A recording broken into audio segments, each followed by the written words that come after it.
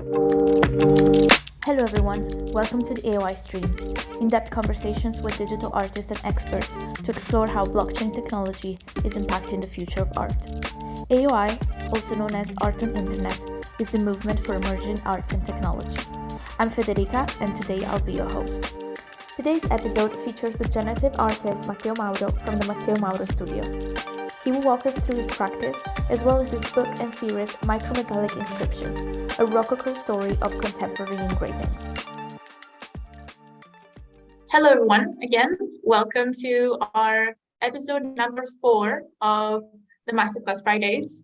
Although it's the 5th episode, we know we're counting it from 0 to 6. Thank you so much for being here. This is super exciting today. This is, another incredible episode that we're doing about generative art and the art of the future. So we have the pleasure to have Matteo Mauro with us today from the Matteo Mauro Studio. Hi Matteo. Everyone. Hi, thank you. Super excited about this. Let's start with an introduction about the Matteo Mauro Studio. It's an incredible studio. It's an award-winning contemporary art studio. It was collected by so many institutions, including the London Royal Academy, and the Martin Museum. And Matteo Mauro is also an author of a worldwide distributed book on generative art, which is called Micromegalic Inscriptions, a Rococo story of contemporary engravings. Super excited. We're going to talk about the book today. So let's start with a little introduction, Matteo, about your art. When did you start creating art? If you can tell us a little bit about yourself and your career. Okay. Thank you, Federica. So I can start saying as an artist, you never know when you really start being an artist. It's such an organic and natural process that you can't really define the edges. But let's say as a structured artist with a career and a studio, I think it was in 2014. At that time, I was living in London. And I already explored the art scene during the years before 2014. I wanted to create a new language, and this is why I started playing with the tools I knew. And I was trained as a digital sculptor and as an artist and as an architectural artist. So I was using those tools to create artworks at the beginning. And then I had this idea about developing a new language to recreate engravings. And I started researching on this topic, historically and contemporarily. And I published this book that you mentioned, Micromegalic Inscription, in 2017. At that time, the book got many recognition in my research as well, as also an academic research. And many institutions got interested in the process behind this research. And then I decided to work with other people and create the studio, which is now called Matteo Mauro Studio. So I think that as a studio, we really started in 2017, but the research in 2014. So before you were saying that you started when you were in London. So is there something about London that made you start? What happened in your time in London? I think digital art, which of course, it started many years ago, but I think it really established itself during the 90s. Didn't really touch Italy at that time. And I moved to London 12 years ago, the first time. So I was already surrounded by people exploring new media in a very successful way, because you can explore new media in 2 ways, I think. And this is something that a curator, Ivan Quaroni, always says, and I like it. When you are a tech guy doing art, you can either try many things and come out with different results, hundreds, which is very common with generative artists, because inside they are inventors. So they really want to try something with a language, and then another language, and then another language. So sometimes it's hard to follow a thread in between their career. Or you have, let's say, another kind of artist, which is perhaps more connected to the previous technician artist, like the painter or the sculptor. You grow vertically. You master a way to express yourself, and you get better and better and better. but only with that language. So I was thinking, I explored, of course, many trajectories, but then I decided, why don't I go vertically in this one? And I really create something with deeper roots than just using code to make beautiful images, which is nothing wrong about it. But I think, is there something else that I can do with a code? And in my case, would be rewriting art history. In fact, the book is called, with the subtitle, A Rococo Story of Contemporary Engravings. And I tell you one interesting fact. It was when of course, I published it in 2017, but I started writing it a few years before, expanding on a previous paper, which was called The Importance of Curvature in Ornamentation. And the publisher and I as well, and my curators and my links with the art world, because it was an art book, and digital art was still in between being accepted as art or maybe being illustrative or not having the same value. I couldn't put in a subtitle a Rococo story of computational engraving or generative engraving. I had to put contemporary engraving because that would affect the market a little bit. I mean, now that we are in a generative art boom, I regret it because people don't even think that is a generative art book. It's funny, right? Absolutely.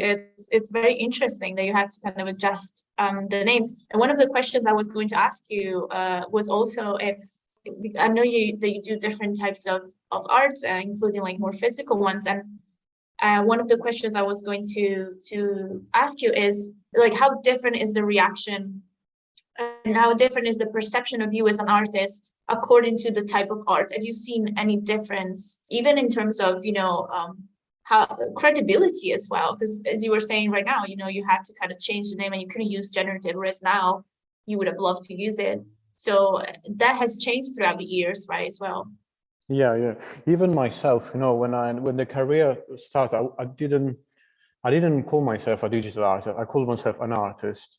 Not that I was ashamed, but it really was a problem at that time to just be a digital artist. I think digital art has rooted onto modeling, low poly modeling in architecture. Architecture was one of the first artistic subject to really explore digital media.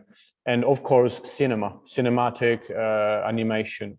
And then it spread. Even now, what we see on some of the most successful people who are in the space, in the NFT space, they used to work for cinema companies or architecture companies because they were the first one to explore digital tools as a way to be perhaps more accurate or faster at doing what they were doing by hand. And then the other thing that I wanted to say to answer to your question is, I think there was a large group of people that really was looking for a new style to represent themselves. Any new society needs a way to express its presence. Every king that was coming up to the crown in England, in France, was re-establishing the style. King San invented Rococo. The French Revolution killed the king and brought up neoclassicism. Every change, fascism brought another style, which is called fascism in art. The bourgeoisie brought the liberty style or Art Nouveau. So every category, when it spread, it looks for something to represent itself. And I think in the past years, the tech industry exploded and the crypto industry exploded, but they didn't really connect to an oil painting by, I don't know whoever. They wanted something that used the same language they used. So King San was very extravagant. It was very witty. So he needed those curves of Rococo. People from the industry of tech, meaning IT people, programmers, crypto investors, couldn't connect to marble, They needed code art. They needed low poly art. They needed memes art. And they needed all those languages to represent their new category. And this is an organic process, as always happened in history. If you look at Greek art, you have a learning, you have, you have all those stages of evolution connected to politics and social changes, always. So I think, like I always had my niche in those people who were waiting for my art. In fact, all my first collectors were all in tech. And when I started exploring crypto, end of 2020, beginning of 2021, I couldn't believe, I asked all my collectors to my newsletter and on Instagram. The first thing I wanted to do was to give a free NFT to all my collectors, my Genesis. It was a multiple NFT, of course. And I sent an email, if you need any help setting up a wallet, we have a technician available for you. Most of my collectors were already in crypto, and I didn't know that. Perhaps they were even more expert than I was. But, because I attract people who are like me, and it is normal in life. When you are depressed, you attract depressed people. When you like having fun at night, you attract night owls. And then when you like studying, you attract studious people, and this is life. That's absolutely true. That's very interesting. And one of the things that I was reading about you as well is that at some point you gave, or you proposed to your collectors who had physical pieces to get the NFT, the token of that. Is that right? So Yeah. but most of them were the ones that were already in crypto, or Yeah. So basically, what I did, there was a time that we didn't know what to do, because we didn't have a tutorial or how to do NFTs or how to do it well. The community really shaped it along the way. In fact, curious fact, if you look at early minters like Hakatao, they minted multiple pieces on super rare, like 4 NFTs the same, because people didn't really know what to do. We were exploring. I wasn't there at that time, 2018.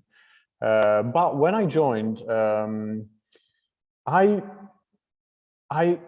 heard about this power in 2017. I heard about this power from a friend of mine who was really into tech and crypto, about a new technology that could be used as a digital certificate of authenticity, which was, traceable, immutable, and so on, as we know.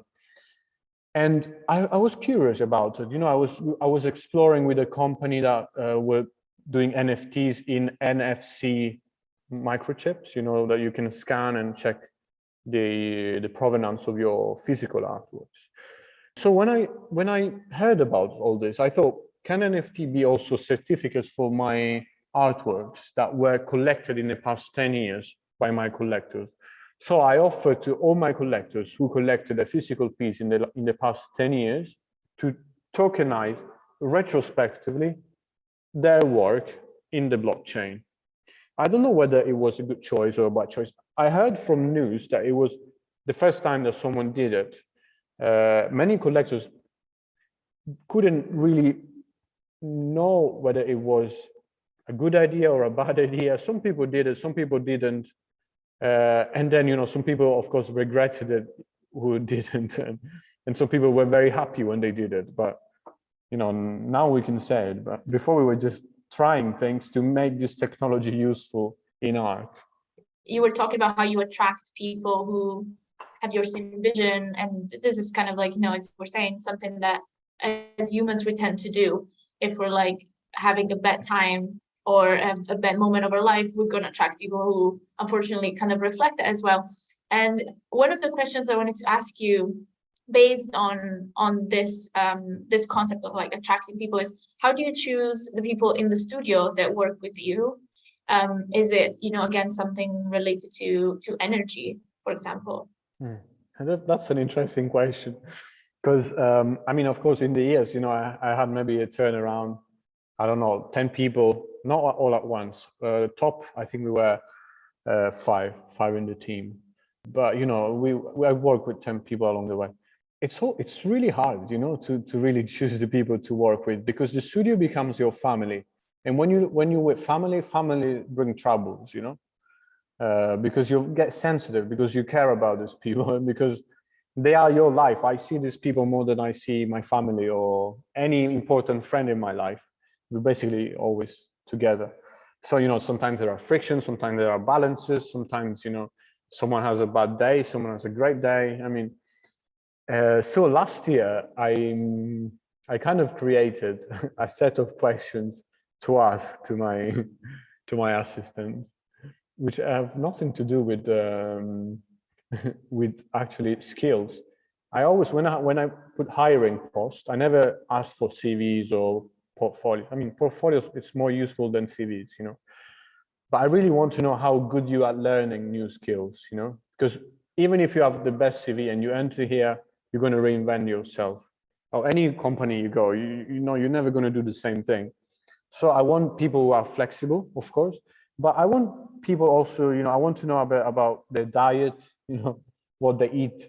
I want to know what they think about, I wouldn't say politics, but at least, you know, contemporary topics like coronavirus. I mean, I want to know what they think about abortion or many other things, because, I mean, at the end, we need to share some values to cooperate. And I'm not saying if you are different than me, we can't work together, but at least I want to know who you are, what music you listen to, you know, like what makes you happy, what's your favorite building and stuff like that. Which, I mean, they're stupid questions, but to be honest, they tell so much about compatibility when you have to share your life with someone. It's like, oh my God, I mean, you can't marry someone who's opposite than you. And I would say here, it's like a marriage in my studio. These people are all my wives and husbands. Especially when it comes to also creating art, you have to have not just the same aesthetic, the same artistic vision, but also as a person, you probably want your assistant to understand, you know, a concept that, you know, you're working on, and Yeah. having the same values is so essential for that as well. And in talking about collaborations and, you know, working with others, I wanted to ask you, what is your relationship with the machine? How do you view the machine? Do you view it as a partner, as a collaborator, as a tool? When it comes to machine, I think the generative art discourse is one of the most interesting, because it's explained in my book, which I'm going to show later. I think it creates an in-between, almost creator between you and the artwork. The artist, myself, becomes more a designer of a concept or a designer of an idea, which then passes into a machine. And then the machine projects your idea onto paper or digital canvas or digital paper or whatever it is. But there are two things that are quite important. First of all, the artist is in control of the machine still. The machine doesn't have a way to judge the result yet. We don't know the future. I'm talking about the present. So the artist is always the judge. And in the creative process of the man and the machine in art, when you fail, you have to start again and reprogramming the machine. In a painting, if you do something wrong, you know, you paint on top. Or if you draw with pencil, you erase it and you draw on top. The man and the machine can't do this. If what you do doesn't turn out beautiful or doesn't turn out expressing your concept, you have to go back, scrap that out, reinvent the machine, and then wait the machine to re-elaborate, which is something that is quite unique. I think even working with assistant in a way is like a similar process, because you propose an idea, but they don't read your mind. And then they do something which perhaps is almost good, but if you say change it, you know, they have to redo it in a way. But also your hands are a machine. There is no artist who's happy about his own work. You know why? Because what they see in their mind is not the same what their hands and technique can do. So we have to deal with machinery. Our body is a machine, you know, and the disappointment of the artist, which brought Leonardo to never complete one of his artwork and to consider one artwork never finished, it's this limitation of matter and of being ourselves machine unable to really express our thoughts. There's something though about the machine that and the agency that it has. I feel like there is a sort of agency that the machine has, however, like I don't see it as a tool that obviously you can reprogram it, as you said, like you are as an artist in control of the machine, but I feel like there's always this element of chance that the machine gives you that is really out of your control, right? Yeah, I think with the machine, there is one component, which is the unpredictability of the outcome. And I think it makes the process really interesting because, we're working together. And I tell you something, the engraver do something very similar to the generative artist, because the engraver doesn't work or touch the paper that's going to be the print. The engraver always touch a piece of metal in which he creates grooves, and then those grooves are going to be inked, and then those inked grooves are going to be pressed onto paper. They check the result. If it's not good, they do it again. So even there's a moment of unpredictability, which is huge. And the engraver was never considered an artist because he was using a machine. But I'll tell you something else. Painters for a long time, if you look at the muses, there is not a muse of painting, for instance.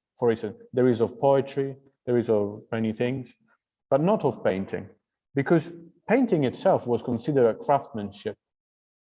We speak always about patron in art. Poets used to be able to sit with patrons at the dinner table, but sculptors and painters couldn't in Renaissance time because they were working with their hands. A poet works with their mind. So it's not a craftsman, he's an artist. There are interesting concepts. I think what artist means has changed quite a lot. And we are living it now in a similar way. This, dialogue, what is an artist? Are we artists? But if we're not artists, we are good. I'm not saying we are rubbish.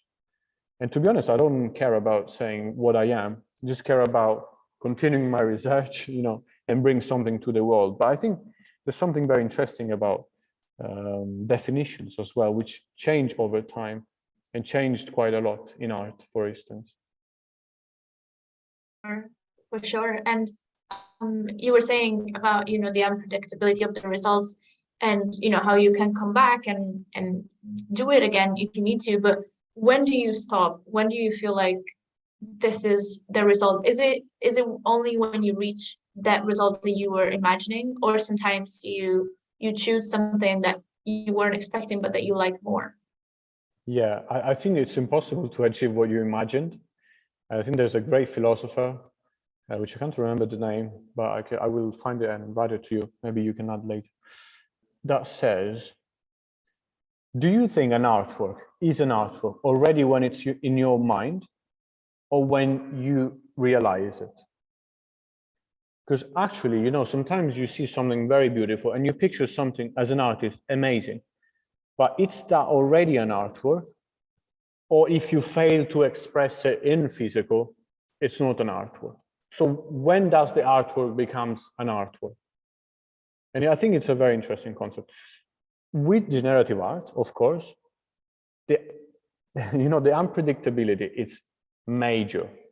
The first time I was doing this research, the Micromegalic inscription, I was exploring with code. I was doing things that I didn't like, but I wasn't really waiting for that language in that way, because I was even able to imagine something so complex, which a computer can. I wanted a concept which is hidden inside that language, and you will see it in the book, but the language itself, it was unimaginable for me. But there was a time in which I created the first painting, and I remember that day, like, I think one of the most important days of my life. The process lasted, I don't know, at the beginning it lasted longer, I didn't have like the machines that I have now, but let's say after a week, I opened the file that I generated, And in that file, I've seen my future. I've said, Matteo, this time you made something important. I was shocked myself. I think that moment of wow, especially if you're very critical, I mean, with your own work, I think that moment really taught me like I have to do something with this project. But you know, in art it's the same. Like when you sculpt or when you paint, the moment appears in 1 second, and when it appears, you realize you did it. I love that. No, go ahead. So someone with an unpronounceable name asks, after working for a fair time, in which ways do you take a break? You work on a different topic? Do you take a walk? Do you scroll through social media? What do you do to snap out of it and take a break? So I like to, I have my day structured in a very simple way, actually. I dedicate time, free time for myself a lot. In my studio, we don't work full time. No one in my studio works full time ever. They get paid full time, of course, but I don't believe in full time jobs, especially in art. I mean, if I want to work 20 hours, I'm all right with it, but I don't believe in full time jobs. And that was an issue. I think that may be one reason why I became an artist. I worked with an important designer called Ron Arad. And I remember he said to me one day, you know why I opened my studio? Because after lunch, I didn't want to go to work anymore. So, you know, I started my studio then. And I think when he said it, and he's such a famous guy, I was like, oh my God, I'm not alone, you know, I'm not alone in this need. So what I do is this, you know, I wake up, take some time to like warm up, and I always prepare myself when I go to the studio in a most accurate way, you know, never casual or random way. I treat it as some important date that I have. And then I read. The morning I read, or I write. I don't touch anything. Or I go for, I walk, of course. I try to do some physical activity every day, but I'm not a sporty guy. I like to just do half an hour a day, just to, you know, keep my brain a bit more relaxed. I don't feel stress in my work because I don't do commissions. I think commissions are stressful because, you know, you have to deal with time, deadlines. I don't have deadlines here. I just develop something. I invest myself on the project. I never have investors at the beginning. So even if I invest whatever amount in a new sculpture production, which can be very expensive, I do it for myself. Then the selling part comes in, but I do it for myself. And if I don't sell it, you know, it stays with myself. I don't care, to be honest. So yeah, I think, yeah, I mean, scroll through social media, who doesn't do it? I suffer it, of course. I think social media makes me suffer in a way. It's not really something that represents me at all, but you know, you have to live with the world in a way. You can't be an outsider. I mean, there are some great outsider artists, but you know, things are a bit different when you in your 30s. Thank you for your honesty also. I love it. And I think it's inspiring, probably inspiring to a lot of people that are maybe judging themselves about how they go or what their values are or how they approach work and the time. I think time is such a, I think we could probably talk just about time as a subject matter in one of those spaces because it's so individual and it's so laden with judgment and with things, you know, people, you know, the ideas of laziness and idleness and you know, I think Einstein said it, creativity needs idleness or the brain needs idleness. You know, you need to stop in order to work. You know, it's not possible to just work and work and work. So yeah. It's good to hear it out of someone's mouth who's already done the, you know, the struggling bit in the beginning and who is honest to themselves and followed through with it. And I love hearing also that you actually needed someone to say it as well. Right. Yeah, no, definitely. You know why? Because I'm going a bit off topic, but let's say I studied in a very ranked university. It was very heavy, and I think I was very fast, you know, at that time. But I couldn't stand being there, let's say, for 18 hours. And there were students, we were staying there 18 hours. They were using study drugs and whatever was available, just to make a better grade, or like to make the university rank grow. And I didn't see productivity there. I think productivity comes from genius and organization, not on time you spend on something.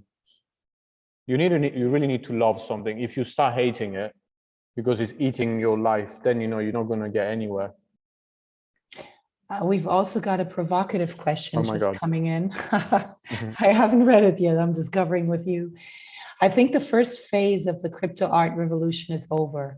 From now on, the creators of the NFT space who call themselves artists must evolve. To be an artist is a strong commitment. Don't you think for those creators, it would be important to know deeply the history of art and contemporary art as well, in order to be more conscious about what it means to be an artist today? So to answer your question, I think it's very important. And I'll tell you why. I feel art, as anything else, let's say also what we're using now, technology, computers, is a long path through history.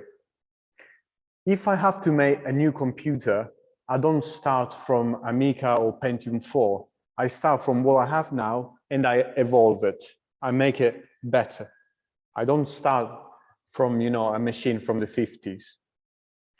I think in art, it is the same.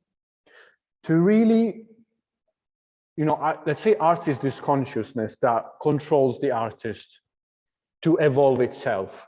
Take it this way. So if art throughout history expressed itself through the work of artists, it's really handy to study art, to understand the steps that led us to where we now, and to do your contribution as a continuation of that journey. You can call it this possessive journey if you think of art as an entity. And I think it's very, very important to study contemporary art as well as the history of art. Also to not create repetitions. And I think repetition is something that is really affecting the NFT and the crypto art culture a lot, because crypto artists, in a way, they tend to be, perhaps also in a good way, I don't want to judge, I'm just, observing, but they tend to be like almost neglecting what came before this movement. And in fact, pretty often they do what has been done in the past 20 years of digital art. So, they're not really evolving that, let's say, that discipline in a way. Of course, they can be very good at it, but they're not really bringing something new. Art is also about innovation. If you do today a Van Gogh artwork, you're not adding anything to this world, trust me. You can do it for fun, you can love this painting, but you're not bringing anything or your genius to this world. You're wasting your time. It's a hobby. If you're doing a Leonardo, you can be the greatest painter in the world, but you're wasting your time. You need to evolve to really make this world better in a way, Or even art, art is about evolution, and it is something that evolves over time. And to not fall in the trap of repetition, the only way you can do is study. I see lots of great work on the blockchain that are repetitions of, past works of art. And some people can have a great eye, and have some beautiful imagery in their collection. But I don't think that's enough for me. I think, and they are very intelligent people. They could do with their skills something much more provocative, much more interesting, and much more valuable. In art terms, in market terms, can be the opposite. But we're talking art here.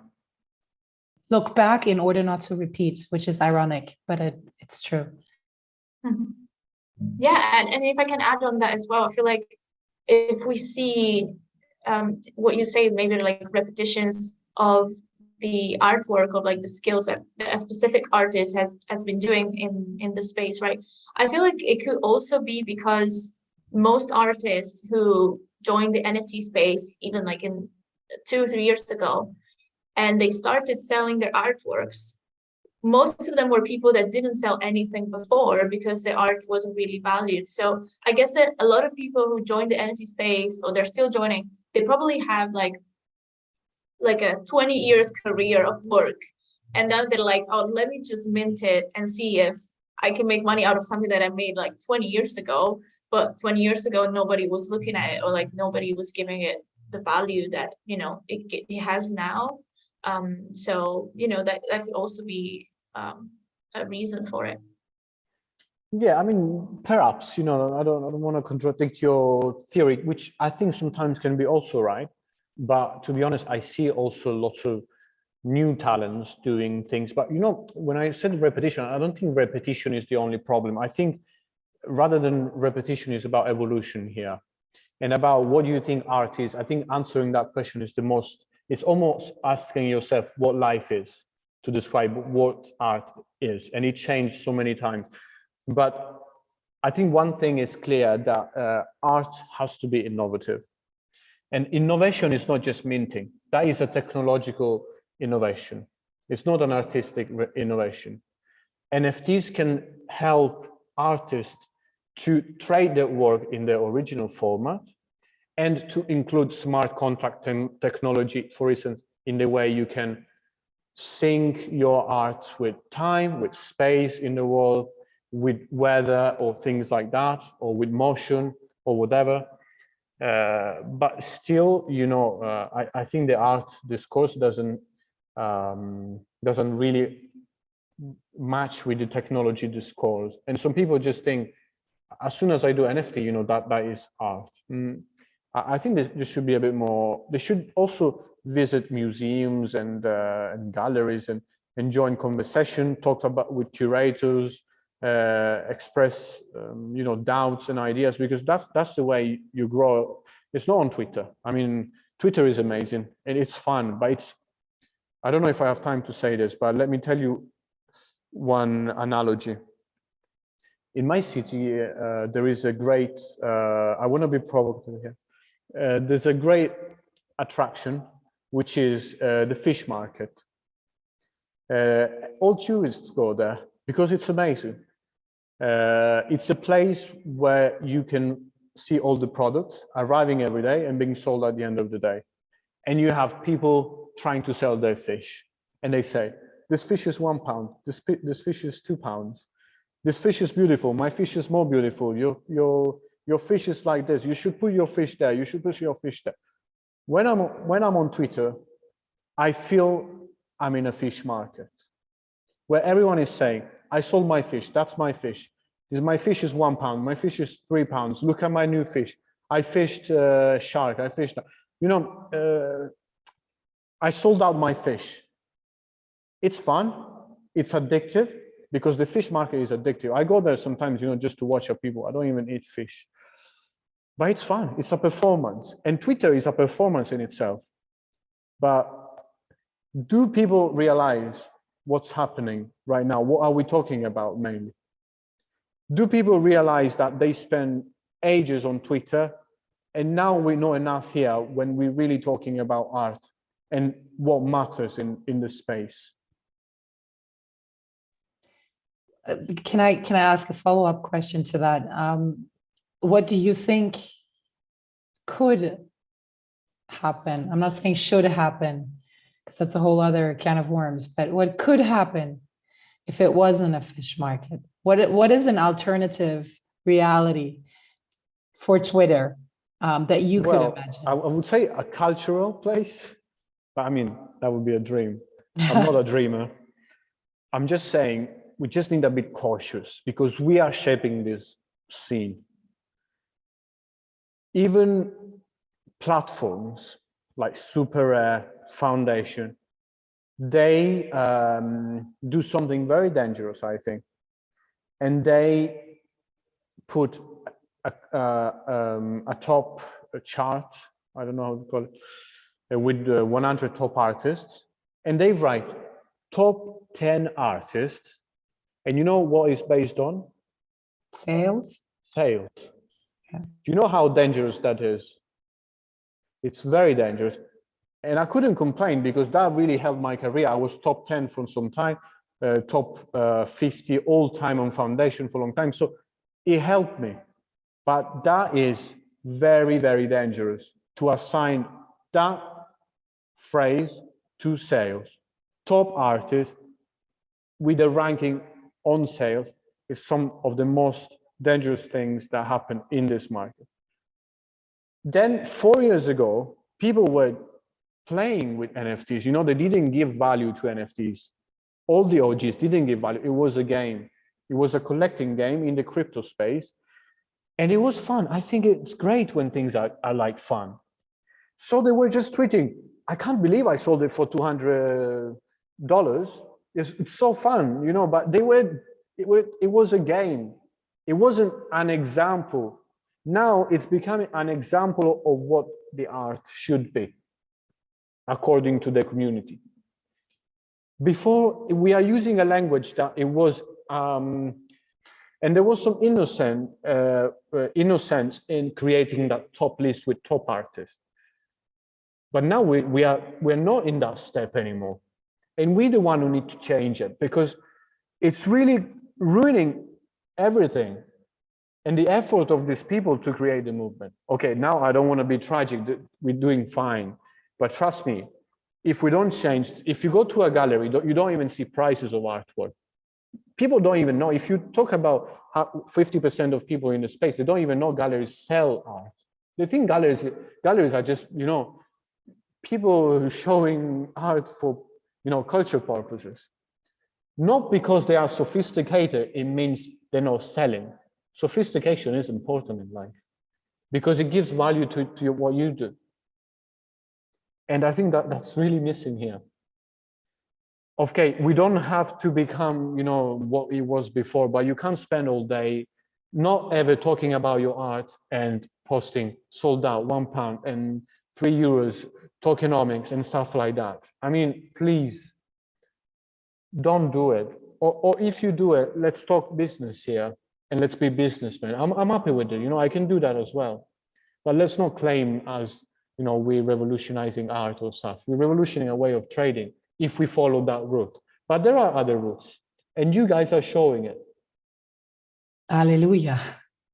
Federica, I have one last question, and Yes, go ahead, and then we're going to jump on the screen sharing part. Oh yes! Oh my God, so exciting, Matteo. You said in the beginning you were citing, you know, types of art that created the crypto art movements, like meme arts, like, you know, pixel art, and so on. And you said that every new era creates its own art style. So if the initial, you know, the meme arts and the pixel art and so on was a beginning stage, but just the birth of this new style, where do you see crypto art, the crypto art style moving? Is it crypto art should be generative? Is it generative plus other art, but there's something specific? Like, can you already like grasp what elements are going to be important for all crypto art that is, let's say, native, you know, that's true crypto art, not just, okay, I'm minting a painting, which is also amazing and a way to get the art out there, but something that is truly native to crypto art. Is there something that you have already identified? I mean, it's a very hard question because crypto art started, you know, englobing various currents, you know, the meme art, traditional artists joining the space, generative art, cinematic art, photography art. So, you know, it's really complex because it's something new as well, because it is actually a new way of trading anything. You can really put anything in there. But I think Ivan has got something very interesting to say about this, which is a quote by another artist. But I don't want to mention that quote. I just want to say what I think. Maybe you can write it while we speak. I think crypto art needs some integrity, for sure. And if there's one thing that is going to have all artists, like the common factor, it's going to be one thing. Crypto art needs to be made with computers or with machines. I don't see crypto art being made like an oil painting then converted into crypto. I mean, crypto art needs to be used for the way, you know, it's most powerful art. So showing what we couldn't really show before in this perfect way, you know, in the metaverse, and make it tradable easily like we do. But I think crypto art is always going to have all these different scenes that are going to evolve, and perhaps we don't know what's going to happen next. But in a way, crypto art has its own value, regardless if you are generative or a 3D artist. Crypto art has its value, its language, which can be also the way you present your work, the way you caption your work. I mean, captions are really important. If we look at abstract paintings from the 50s without reading the title, we don't know much about them. And I think, you know, the way we title things and the way we caption things is really 100% crypto art. And it comes from the memes culture, you know, from the net culture, from the internet art, which is another really interesting movement in the 90s. But yeah, crypto art is not a style. It's a container of a culture, which is the crypto art culture. And if you expose those values, then you are a crypto artist. If you're here for other reasons, including monetizing, you're using the tool of NFTs, but you're not really making crypto art. Thank you so much for the answer. No worries. Thank you, Leticia, for that question. I was actually going to ask kind of a similar thing when you were talking about the evolution of art. I was like, what's next for you? But you answered perfectly. Let's jump on the screen sharing part of the session, because I think that the audience wants to see how you created the book. I know you have a little presentation for us as well. Yeah. And you know, I think to conclude, because Ivan is writing, sorry, I always mention Ivan, but it's such a blessed to have a curator with, you know, I don't know, so many years of experience in the space.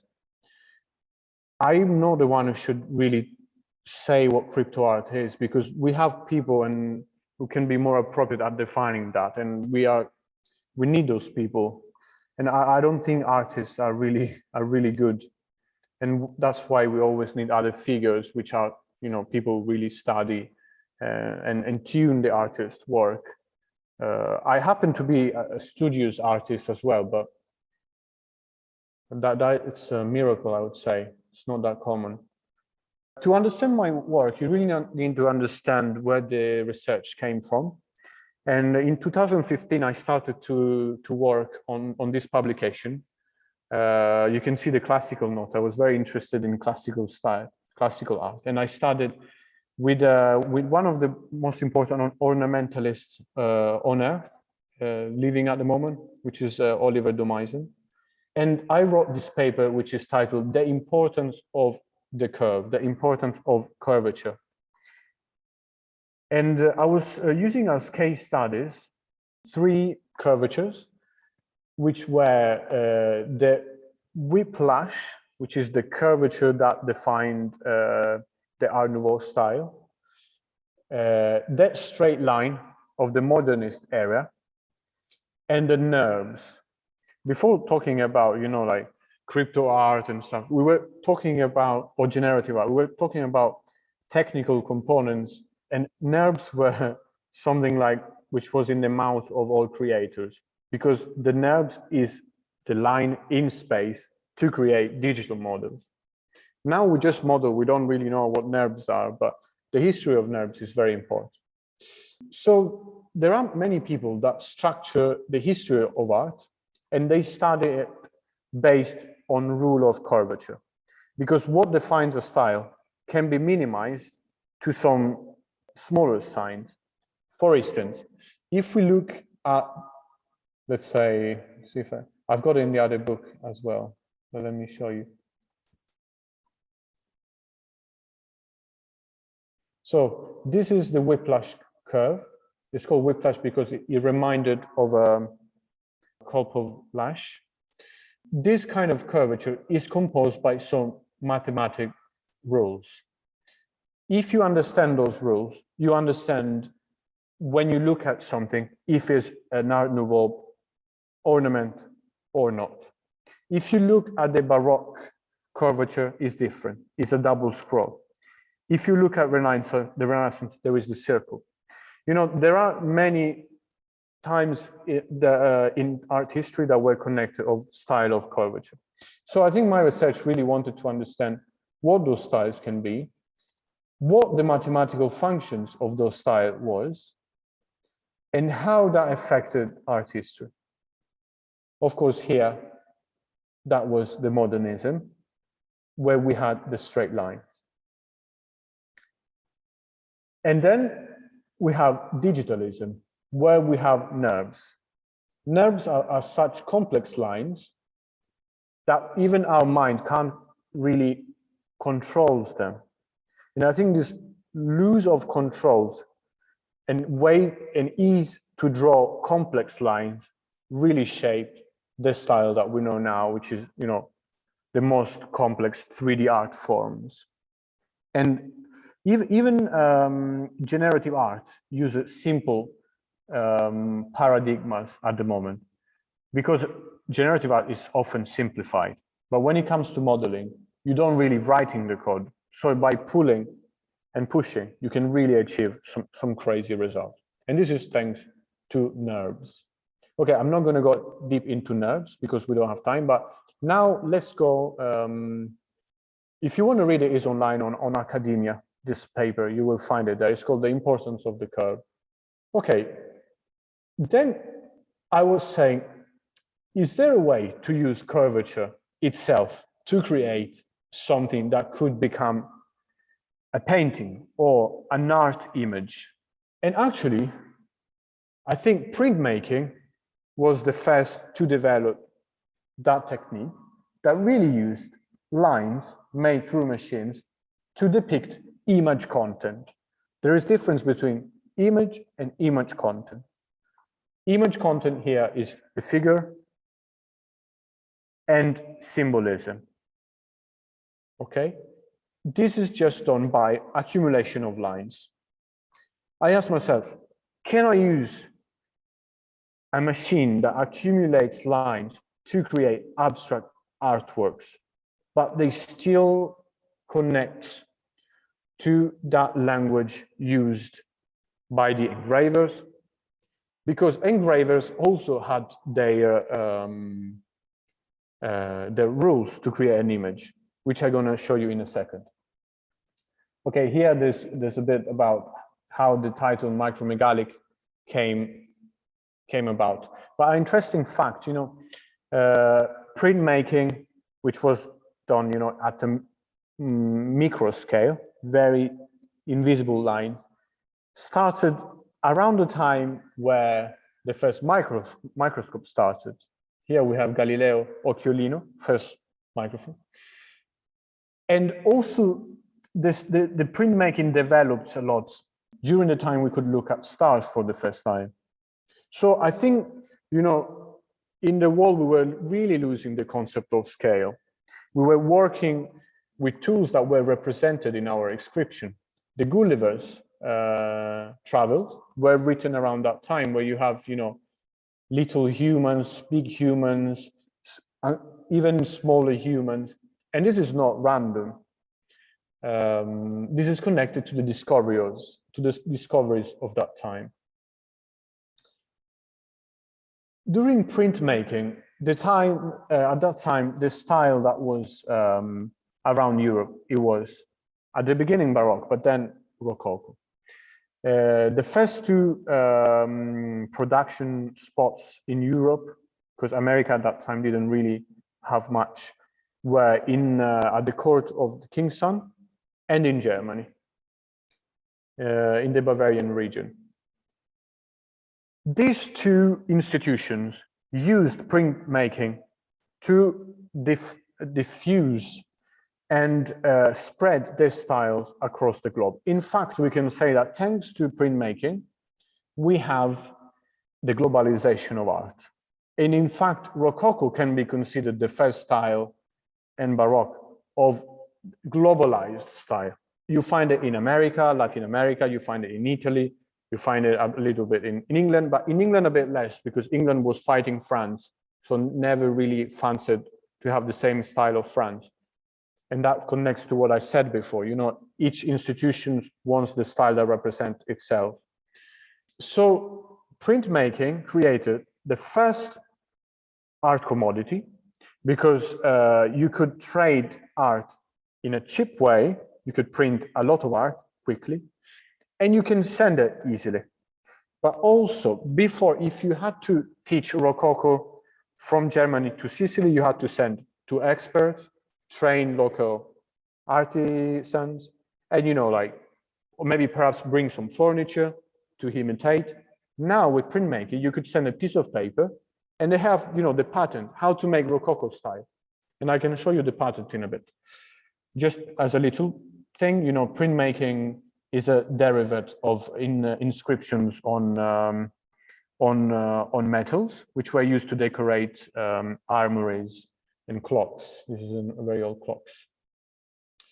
So printmaking allowed to make cheap art, globalized art, and convert art into commodity. And this is a really important image. This is the encyclopedia by Diderot. We all know it. It was written at that time. And it's teaching how to do engraving. Look, in a generative art matter, you know, how to compose lines, to create shadows, and so on. But look at this image. It's the same image by Hogarth, really skilled English engraver. I don't know if you can see it, but the difference between left and right is the amount of lines. And this is a very important step in art history. You create an image. I mean, this was done also with painting. You know, you had the original, which was more expensive, then you had copies, or your assistants, you were doing copies of your paintings. But we are talking here about a mass-produced item. This one was costing, I'm talking about actual money, not shillings. Let's say this one would cost £1. This one would cost £100.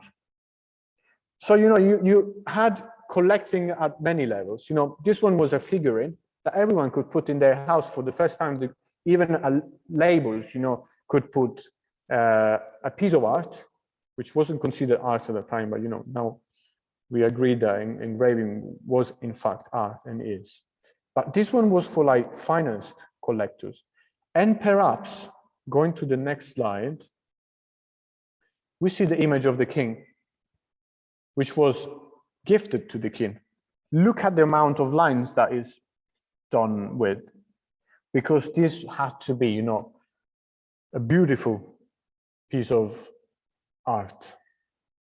Okay, so around Europe, during the Rococo style, where we witnessed travel, these kind of prints, which are very abstract, and you have this micro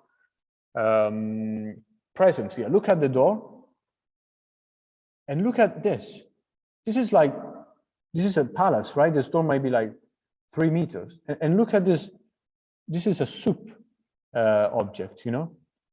Look how big it is, because there is this, you know, sensational moment in which even man lost his space as a center of the world. You know, God was almost shaking at that time because we discovered stars and other planets. We discovered the micro and the macro, the microcosm. And this is the result. Look at that.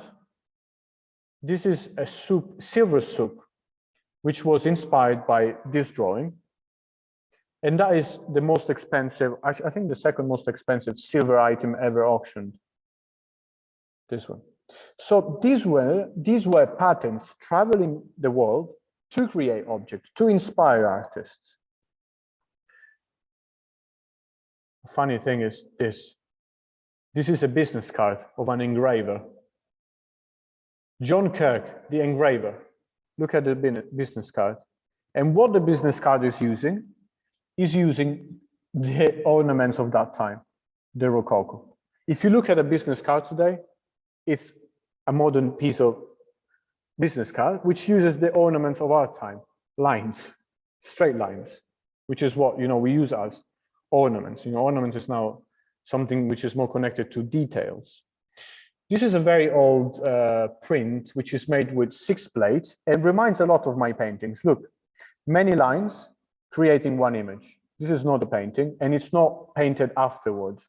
The color were obtained by pressing 6 plates of generative art onto plates without knowing the final result, with 6 different colors. But this is also a really nice image. This is a laboratory, of an engraving laboratory of that time. This is how engravers used to work. Look, they are engraving the copper plate, they are pressing it. Here is to study perspective. Okay, now I'm gonna skip straight away to my work. Okay, there are 2 currents that really thought curvature was more sublime than the straight line. And this is for one reason. There was the empirical side that thought, just look at mathematics. The formula for a straight line is something very simple. The formula for a curved line is got more values in it, because the straight line can just vary in length, but curvatures can vary in so many manner. So if you connect complexity with beauty, then curvature is the rule to beauty. And then there is another group of people. This is what was more the Hogarth school. The other group of people was Ruskin, religious people. And they were saying,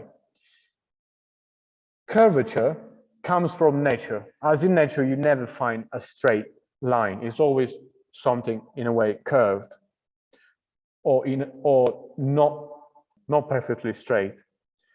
God made nature, so curvature is God. And God is the way to beauty.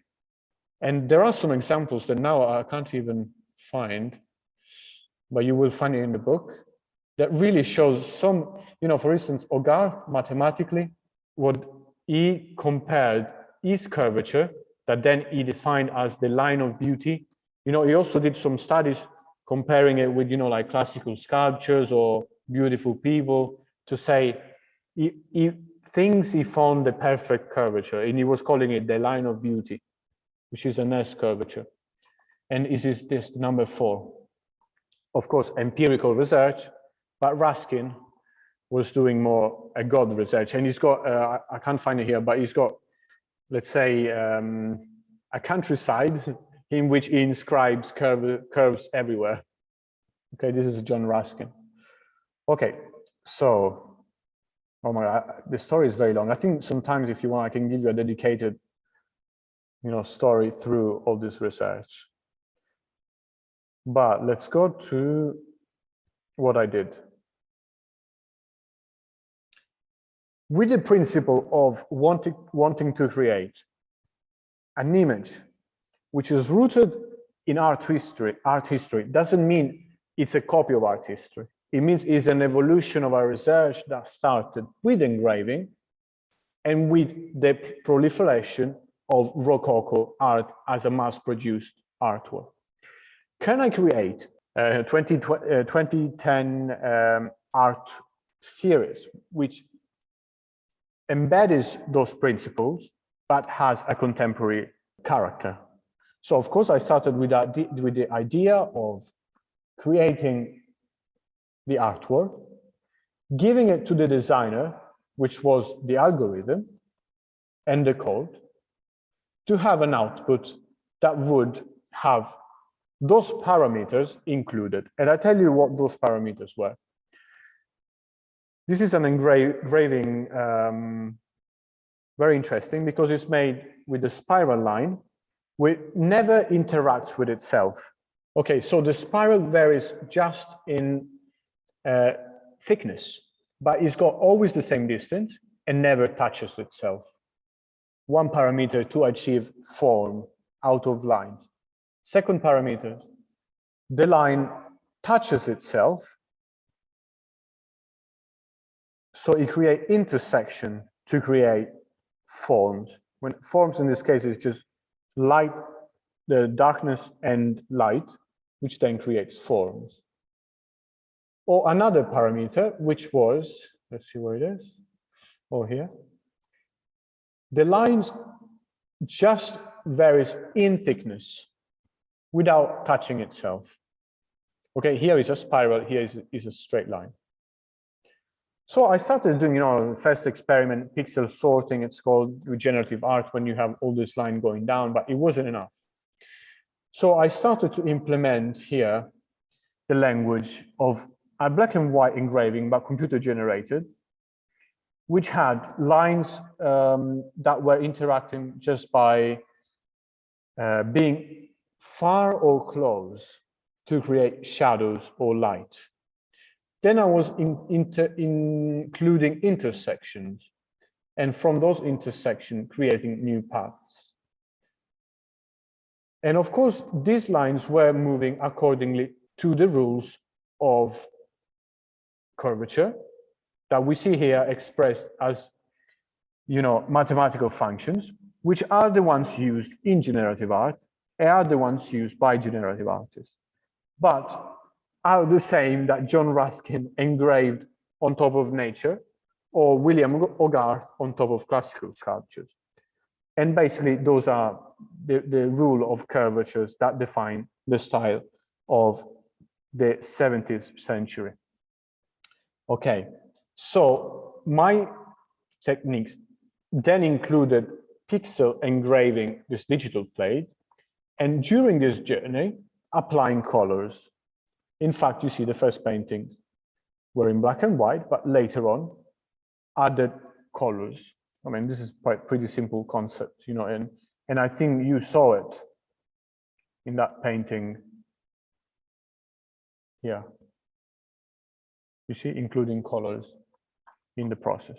Okay, then with the British Museum, I accessed, all these prints were from the Victoria and Albert Museum or the British Museum. I accessed this print and I rejuvenated this language. You can see the two people and the acanthulave in a micromegalic manner. You can see how big is this vase and how small are these people in an Arcadia. There's a lovely story why this is, but I will tell you another time. And I created my reinterpretation of that, with my language. And then I compared the two things. So now I use pixel instead of metal, instead of the burin, to engrave digital plate instead of metal. I create the same rules of compositions to achieve light and shadows. But now I work with a computer. So making a thin line or a thick line it doesn't give value to my artwork, because it's just a parameter that a computer will calculate for you. And here you have some early sketches. So you see first pixel starts to engrave the canvas, then they grow over time, and then the engraver becomes a full painting image. Sorry for the quickness of this, but I think this is all I can do for this talk today. That was incredible. I'm mind blown. I feel like I was I was hypnotized by this whole presentation. So beautiful. I would love to stay here hours talking about this and learn more about this. Thank you so much for taking the time. Letitia, you wanted to say something?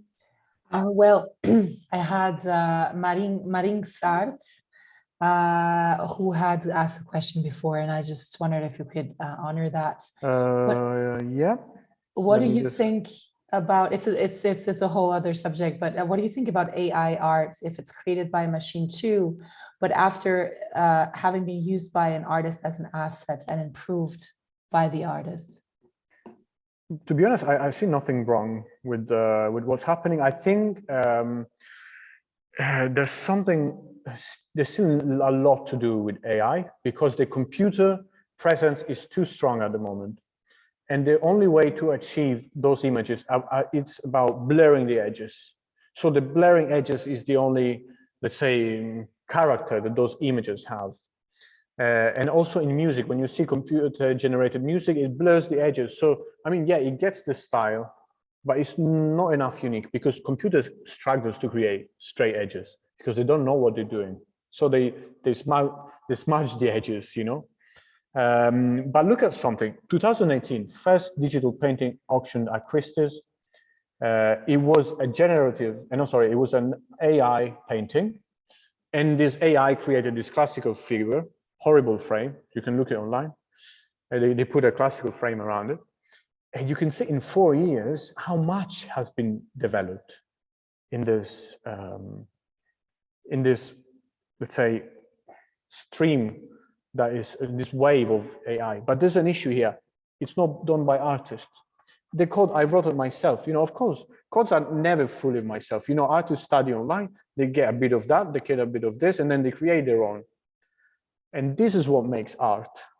Using a ready-made tool makes ready-made art, but ready-made art is 100 years old, and it was much better the way it was done before. So I think you can explore with it, but bring something from your own. Don't just type 2 images and create something, because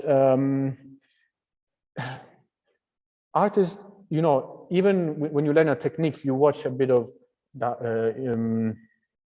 great painter, and you learn about his technique, then another great painter about that technique, but you create your own. So you're always stealing a little bit, but it's not stealing. You're using their knowledge to train your genius.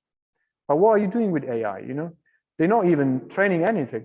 They are just putting, you know, a concept in the mind of the creator that already developed the language.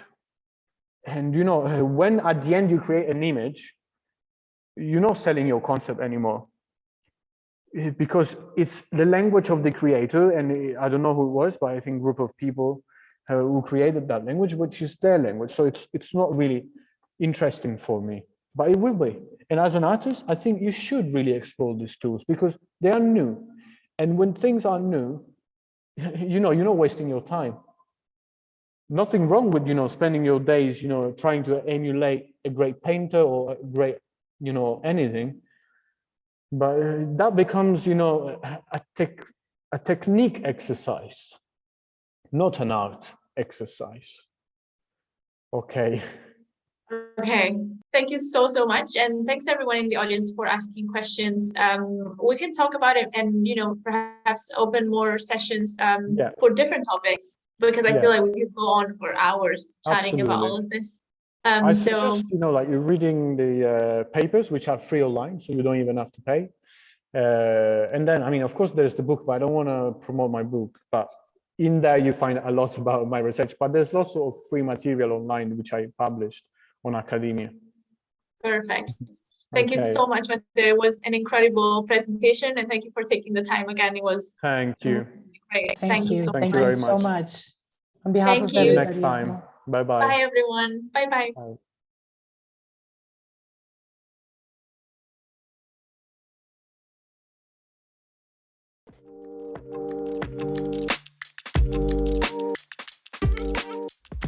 Thank you for listening to the AOI streams. If you enjoyed this episode, please leave a like and subscribe to listen to more stories from the pioneers of the ecosystem.